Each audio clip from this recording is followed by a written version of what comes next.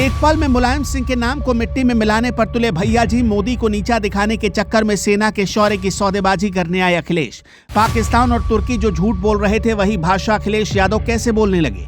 देश के दुश्मनों और अपनों के बीच का फर्क भूले अखिलेश यादव। 11 जटकिरे कहां से आए अखिलेश के पास आंकड़े। पिता मुलायम सिंह यादव ने शहीदों को घर तक पहुंचाया। पुत्र अखिलेश यादव सेना का तोड़ रहे मनोबल। अमेरिका कहता है युद्ध में भारत के 6 फाइटर जट गिरे। पाकिस्तान अपनी फटी हुई साख को रफू करने के लिए चिल्लाता है कि भारत के कम से कम 4 विमान मलबे में बदल गए। भारत अपनी मूंछों पर ताव देकर दुनिया की आंखों में आंखें डालकर कहता है कि हमारा एक भी परिंदा नहीं गिरा। पूरी दुनिया में भारत के दुश्मन ऑपरेशन सिंदूर को फेल बताने के लिए प्रोपेगेंडा की जहरीली मशीन चला रहे थे, लेकिन गजब का तमाशा देखिए। जो बात कल तक हमारे कट्टर दुश्मन पाकिस्तान और तुर्की बोल रहे थे, अब वही बात उत्तर प्रदेश के भैया जी यानी अखिलेश यादव पूरी बेशर्मी के साथ बोलने लगे। अखिलेश जी कहते हैं कि जब 11 हवाई जहाज गिरे तो डील के बाद इनके मुंह पर सील लग गई। अखिलेश जी, ये 11 की गिनती आपको रात को सोते समय किसी पाकिस्तानी सपने में तो नहीं आई थी, या आपके आकाओं ने सीधे आपके कान में फोन करके ये बात फूंक दी? इसीलिए जब 11 हवाई जहाज गिरे हैं, डील के बाद इनके मुंह पे सील लग गई। सत्ता से बेदखल होने की छटपटाहट में आप इतने अंधे हो चुके हैं और मानसिक रूप से खोखले हो चुके हैं कि आपको अपने और पराये का फर्क ही खत्म हो गया। जिस वक्त दुनिया भर के 500 मेहमान भारत मंडपम में हमारे देश की ढाक देख रहे थे, उस वक्त आपके चहेते युवा कांग्रेसी यार दोस्त वहां अपनी मर्यादा उतारकर नंगा नाच कर रहे थे और आप बाहर बैठकर दुश्मन देशों की सुपारी लेकर अपनी ही सेना के शौर्य पर कीचड़ उछाल रहे थे। जिस ऑपरेशन सिंदूर पर हर हिंदुस्तानी का सीना गर्व से चौड़ा होना चाहिए, उसे आप फेल बताने के लिए डोनाल्ड ट्रंप की गोदी में जाकर बैठ गए। क्या मोदी विरोध का नशा इतना चढ़ गया कि आप देश की सेना के मनोबल को ही कुचल कर रख देंगे? क्या अब आप लखनऊ से नहीं बल्कि इस्लामाबाद से अपनी राजनीति चलाएंगे? जरा अपनी रिसर्च को ठीक कीजिए और लफाजी बंद कीजिए भैया जी। जब अमेरिका और पाकिस्तान भारत के खिलाफ झूठ का जाल बुन रहे थे, तब फ्रांस जैसा देश दुनिया के सामने चिल्ला कर कह रहा था कि भारत का कोई विमान नहीं गिरा। रूस, ब्रिटेन डंके की चोट पर मान रहे थे कि भारत का दावा पत्थर की लकीर है।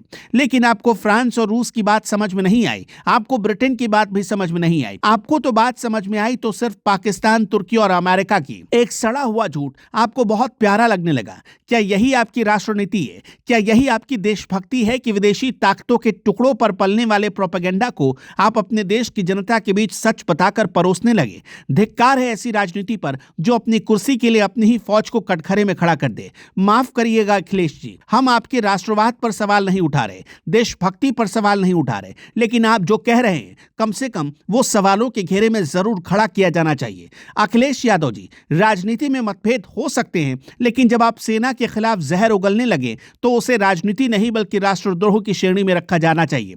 आपको अपने पिता स्वर्गीय मुलायम सिंह यादव जी की विरासत को याद करके शर्म आनी चाहिए। नेताजी जब देश के रक्षा मंत्री थे तब उन्होंने शहीदों के सम्मान के लिए जमीन आसमान एक कर दिया। 1996 से पहले शहीदों के शव घर नहीं आते, सिर्फ उनकी निशानी भेजी जाती थी। मुलायम सिंह जी ने लोहे का नियम बनाया और हर शहीद का पार्थिव शरीर पूरे राजकीय सम्मान के साथ उनके गांव जाएगा और वहां का कलेक्टर कप्तान हाथ जोड़कर घुटनों पर खड़ा होगा। यह नेताजी का बनाया हुआ नियम था। नेताजी ने सेना को सम्मान दिया और आप उसी सेना के मनोबल को गिरा रहे हैं। पिता ने शहीदों को घर पहुंचाया और पुत्र सेना के विमानों की लाशों पर राजनीति का गंदा व्यापार कर रहा है। मोदी को नीचा दिखाने के चक्कर में आप कितने बड़े गिद्ध बन गए हैं कि आपको अच्छे और बुरे का होश ही नहीं रहा। एक तरफ गृह मंत्री अमित शाह चुनाव लड़वाने में इतने मशरूफ हैं कि सुरक्षा में इतनी बड़ी चूक हो गई, कोई भी नंगा होकर वीआईपी जोन में नाचने लगा। भारत मंडपम की तस्वीर लोगों के जहन से उतर नहीं रही, और दूसरी तरफ शिक्षा मंत्री जातियों का जहर घोलकर समाज को बांट रहे, लेकिन आप तो उनसे भी 4 कदम आगे निकल गए। आपने तो सीधे सेना के कलेजे पर ही वार कर दिया। क्या आपको वाकई लगता है कि 11 विमान गिर जाएंगे और इस देश के 125 करोड़ लोगों को खबर तक नहीं होगी? यह भद्दा मजाक आप भारतीय वायुसेना के साथ नहीं बल्कि खुद अपनी बची कुची राजनीतिक साख के साथ कर रहे हैं।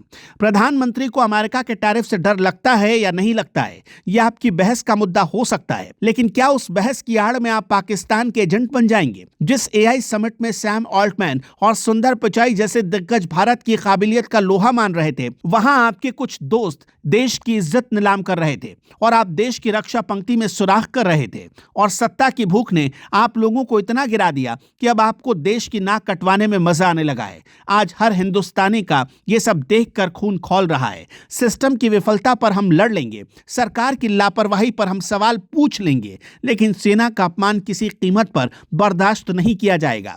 अखिलेश यादव को देश को जवाब देना चाहिए, आखिर उनकी ये गंदी साजिश किसके इशारे पर चल रही है? क्या वो भारत के नेता नहीं बल्कि विदेशी ताकतों के मोहरे के तौर पर काम करेंगे? जनता सब देख रही है कि कैसे उनके एक एक बयान को पाकिस्तान हेडलाइन बना सकता है, कैसे एक तरफ सुरक्षा की धज्जियां उड़ रही हैं और दूसरी तरफ विपक्ष सेना के पराक्रम का सौदा कर रहा है। ये नंगा नाच अब बंद होना चाहिए। अगर आप देश की सेना के साथ नहीं खड़े हो सकते तो आपको इस पवित्र मिट्टी पर पैर रखने का कोई हक नहीं। दर्शकों, आपका क्या मानना है? हमें कमेंट में जरूर बताइएगा।